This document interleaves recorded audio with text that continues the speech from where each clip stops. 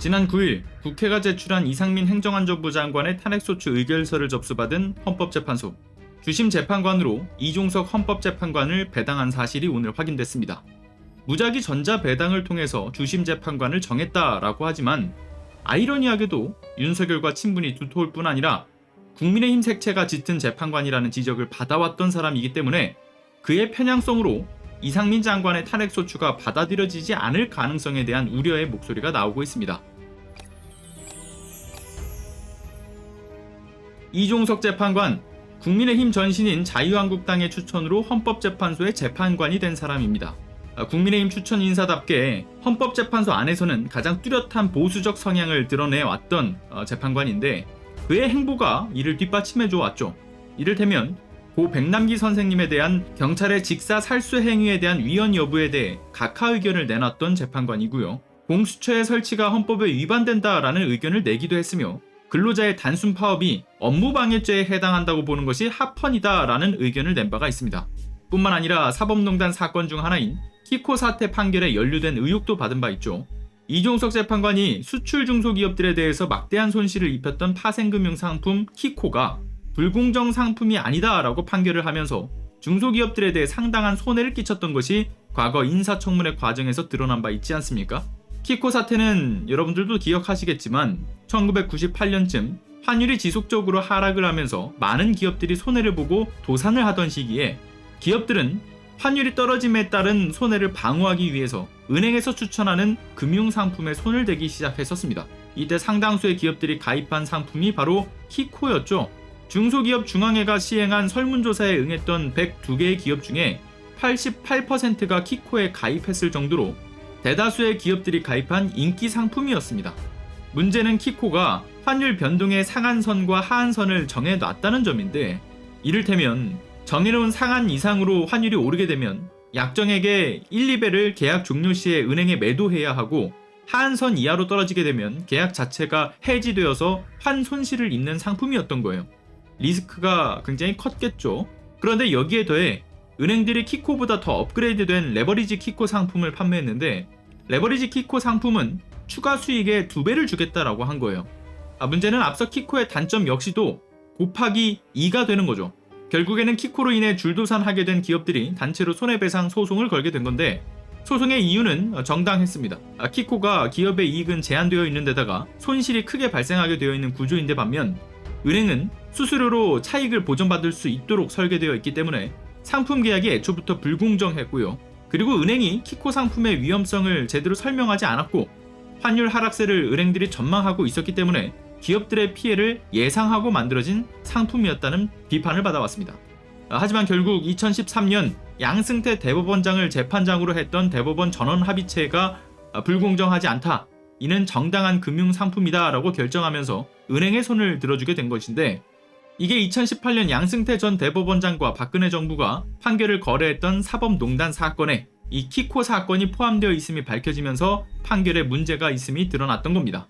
이종석 재판관은 본인이 재판 거래와는 관련이 없다라고 말했지만 사법농단과 연관된 지점은 이것만이 아니었죠.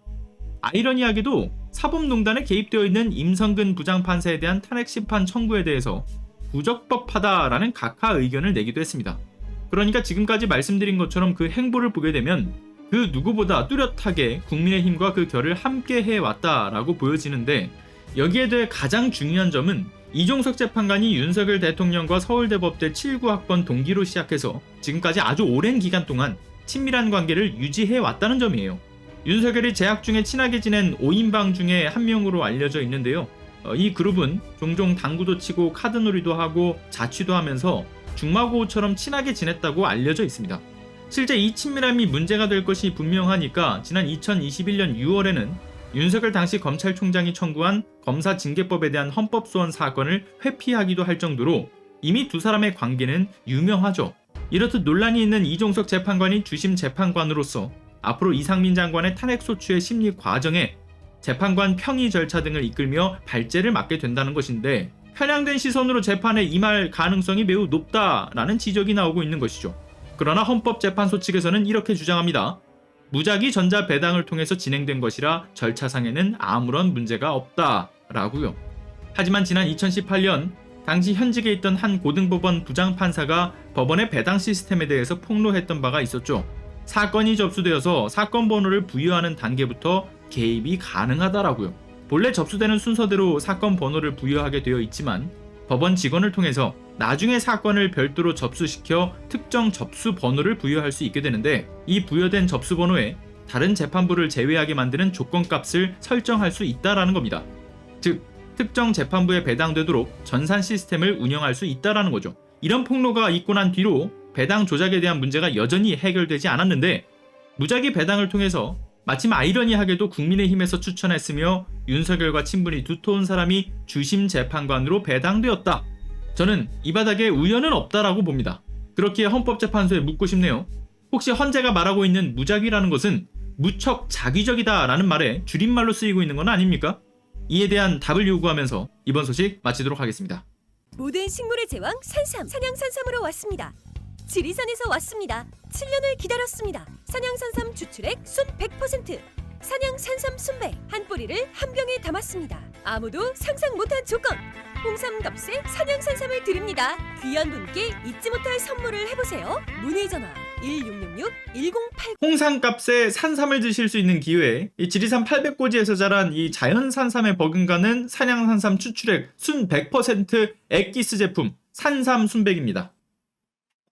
자, 산삼 순백, 요거 긍정 후기들이 넘쳐날 정도로 요거 덕보신 분들이 많아요. 저도 이게 산삼 순백 덕에 면역력이 좋아졌는지 최근에 몸을 혹사시켜도 막 아프거나 한 적이 없습니다. 그래서 기력을 잃은 부모님이나 지친 남편과 아내, 그리고 공부에 스트레스 받는 자녀, 또는 자기 자신한테 정말 최고의 선물이 되는 이 산삼 순백 제품, 현재 이벤트를 하고 있기 때문에요, 한 박스에 30병이 든 제품을 한 박스를 더 들여서 60병이 나가고요, 거기에 2월 중 이벤트는 산삼 치명한 천수 10개의 환이 든 이 제품을 추가로 드리고 있다라고 합니다. 네이버에 산삼 순백 검색하시거나 더보기란의 구매 링크, 또는 오른쪽 상단에 이 전화번호 1666-1080으로 전화를 하셔서 시사발전소 보고 연락했다라고 말씀 주시면 말씀드린 구성품 모두 받아보실 수가 있습니다. 많은 구매 부탁드릴게요. 감사합니다.